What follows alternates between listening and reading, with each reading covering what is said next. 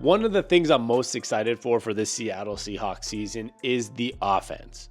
Now, we've talked about the defense a lot on this channel, and everybody's talking about the Seahawks defense, right? Because the word on the street is that Mike Macdonald might be the Sean McVay of defense, the 30-something-year-old head coach that's a mastermind in one side of the ball. And we saw that actually come true of Sean McVay, and a lot of people believe that could be the case with Mike Macdonald on the defensive side.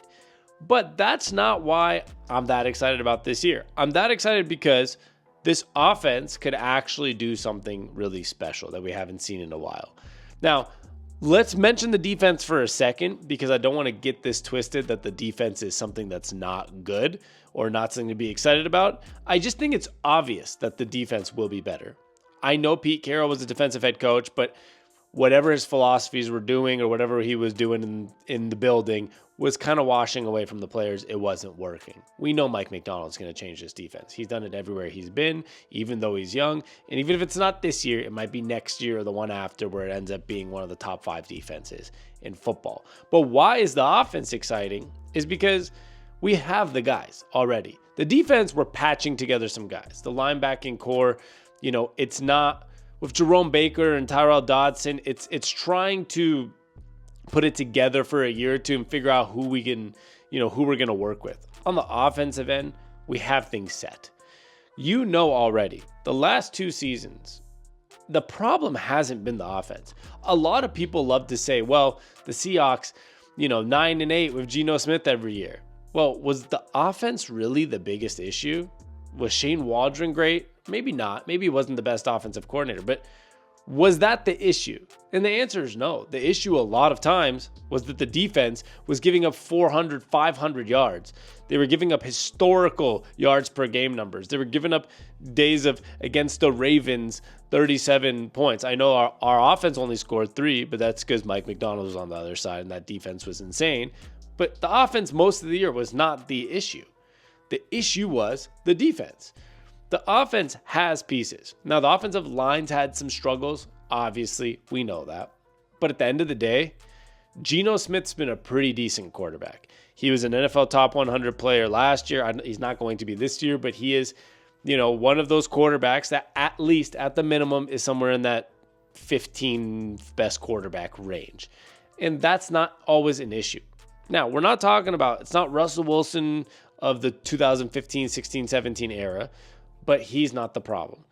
We have Geno Smith. He's good. We have Jackson Smith and Jigba with Tyler Lockett with DK Metcalf.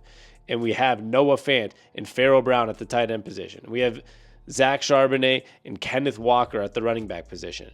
And we've added Christian Hayes to the offensive line. And if Abraham Lucas comes back healthy with Charles Cross and bringing in George Fant and bringing in the pieces we've brought to make this offensive line better, it actually might be a really special offense.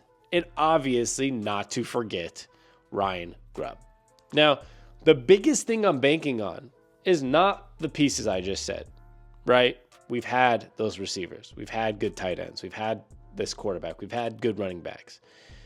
Obviously, the offensive line, something to be excited about, because the offensive line needed to be better. But we also, not only with Ryan Grubb, not only did we bring in Ryan Grubb from University of Washington, we brought in Scott Huff, the offensive line coach. So they're going to be working hand in hand to do whatever they did at UW, at University of Washington, also in Seattle. Whatever they did there, they're going to try to make that correlation work. But really, it's the Ryan Grubb thing that I'm excited about. Is he a first-time NFL coach? Yes. Does he have no experience in the pros? Correct. But whatever he was doing with Kalen DeBoer at Washington, whatever he was doing with his offenses wherever he was iconic and special. And we saw that with Michael Penix Jr. last year. We saw that Washington Huskies offense be insanely good. And I wanted to break down some of that Huskies offense and why it makes me excited about this team that's coming up in this offense. The Washington Huskies offense put up 36 points per game last year. 36 per game. Let's go to some of the passing. They were, per game, their average passing yards was 343 passing yards, with a total yards per game of 460 too. So almost 120 rushing yards per game, 343 passing yards per game. And it was something that was just beautiful. 38 passing touchdowns on the year, 69 total touchdowns on the year, and whatever it was, a 12 or 13 game season. The team's offense was crazy. It was crazy. And let's look at PFF, at some of the offensive rating stuff that the University of Washington had. They were 4th overall in offensive rating in the entire country on PFF, only behind Georgia, LSU, and Oregon at a 92.5. And, obviously they're only a 1.5 away from being the number 1 offense with Oregon and LSU that are tied there. So they were one of the most dominant offenses we've seen in a long time. And when you get to the other grades, the passing grades, they were also 4th in passing grades behind those same exact teams. In pass blocking grades, they were 7th in the nation, only behind Miami, Florida State, UTEP, Texas, Arizona, and Oregon. But that's another beautiful thing to see here because offensive line coach Scott Huff is also here with the Seahawks. Now, the talent's probably different. They don't get to recruit like they did at University of Washington, their offensive line. But there's obviously some phenomenal coaching going on there. And I'm hoping that they will make that a way of find a way to turn that offensive line into something really productive, just like they did with the one at University of Washington. And the receiving grades were number 2 in the entire country. And that's something that I'm very excited about as well. Michigan was number 1, the team they lost to, unfortunately, in the national championship. Unfortunately, considering I'm a Seattle guy, obviously, and I wanted Washington to win.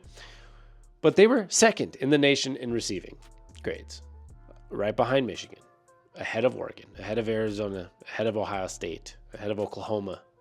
A lot of those teams that, pass the ball well.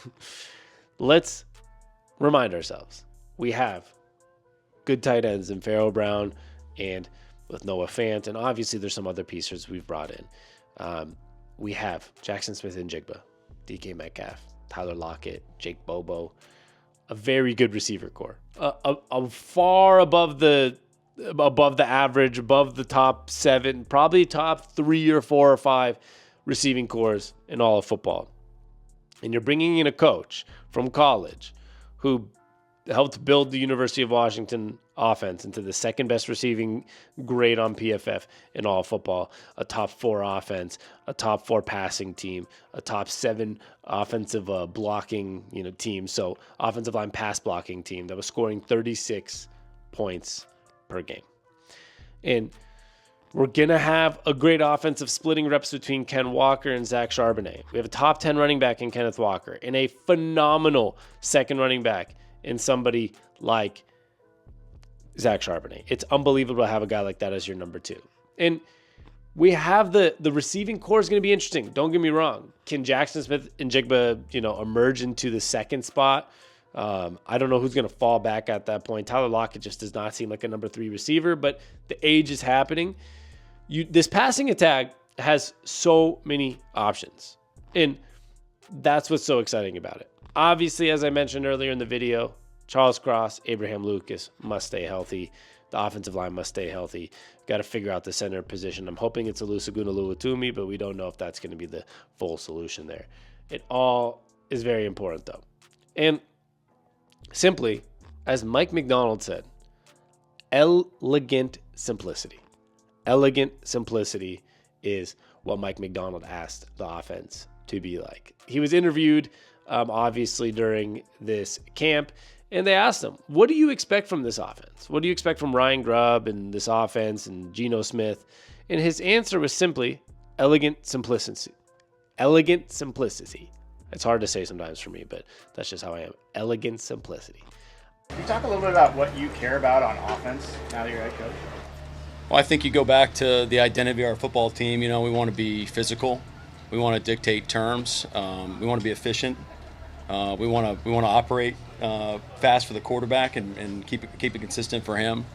We want to be able to get to a lot of things like elegant simplicity.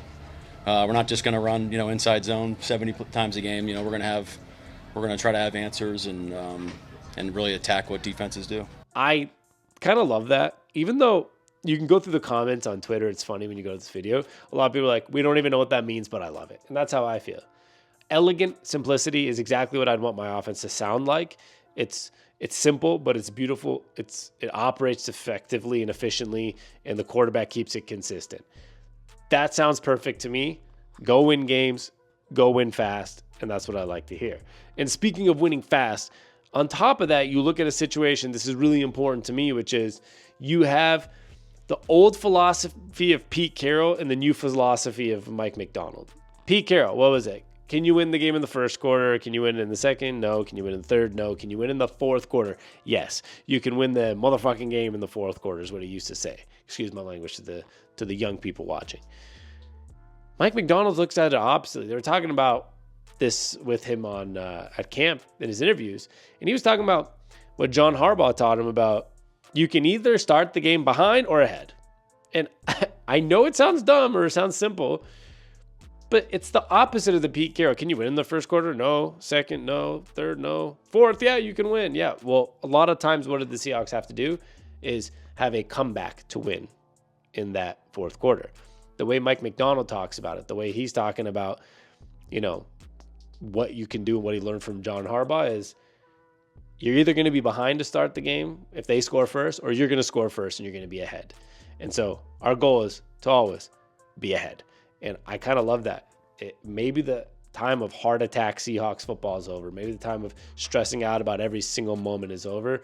And we're getting to a point where we're going to see a team that actually just wins cleanly and effectively and tries to win early on, like the Baltimore Ravens did last year. So I'm excited to see what happens.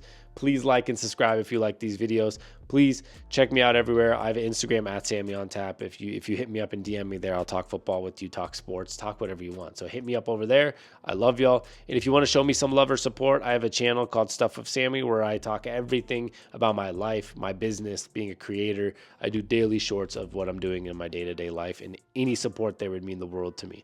So get on there, show me some love and support if you want to be, be a good friend, be a good subscriber or whatever, be a good supporter. I love y'all, and we'll be back a lot more often now. I'm hoping to get a video out tomorrow as well. So we'll see you next time. Love y'all. Peace.